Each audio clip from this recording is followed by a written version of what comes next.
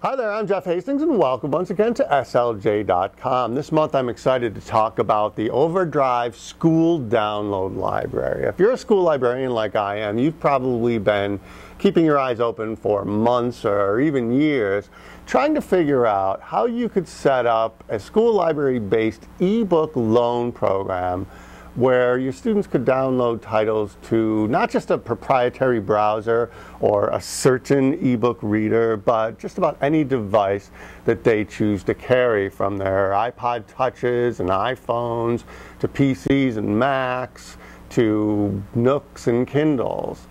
Well, finally, there's a way.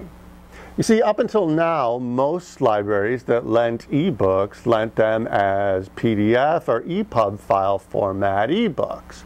More importantly, the digital rights management, the software that makes those titles unusable after the loan period is up, the digital rights management was usually handled by Adobe software, usually through Adobe Digital Editions. So getting a loaned ebook onto my Nook, for example, was a typical two-step process. First, I download the title onto my laptop running Adobe Digital Editions, and then I just drag that title over onto my Nook icon, and that was pretty much that. So if you downloaded an ebook from an Overdrive lending platform, that's how it was done. Which was fine. The big problem remained, though. There was a big missing piece, and the missing piece was Amazon and its wildly popular Kindle e-reader and Kindle e-reader apps. They didn't handle EPUB format without conversion through some third party like Calibre, and more importantly, they didn't handle Adobe DRM. The last piece of the puzzle came together in late April 2011 when Amazon finally announced that yes, it would support ebook loans. People had been waiting for it for a long time. The thing is, Amazon said that it would support ebook loans not by necessarily becoming EPUB friendly or Adobe DRM friendly, but instead doing something that is maybe better for them. They decided to partner up with the Overdrive lending platform and support direct downloads to Kindle devices and Kindle apps.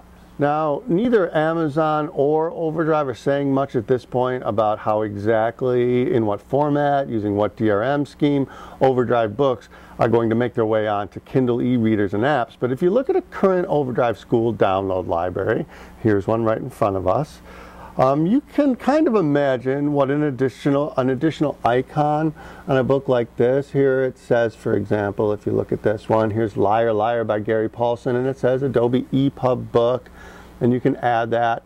I could imagine an icon being here that says download to your Amazon account. And I'm betting that they continue to use their proprietary AZW format and come up with their own DRM scheme themselves. That's my bet. There's been a lot of debate about that. Interested in starting up your own Overdrive school download library? Well, let me give you some very general information about pricing. $4,000 is the approximate minimum startup cost, provided that you have a population of 2,000 students or less.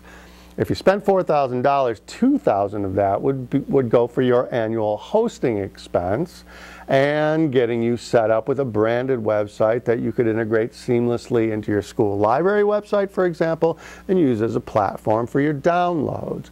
The remaining $2,000 would help you populate that library with the stuff that you want to put in it.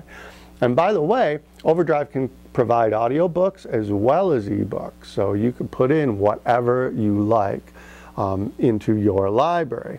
People ask, how much are the ebook titles? Well, they're about the same as their print counterparts. Some are a little bit less expensive, some are a little bit more expensive. It varies from title to title. This is something important to remember.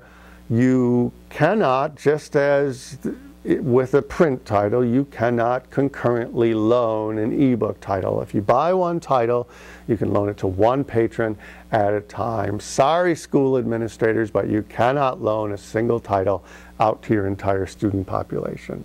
Doesn't work that way.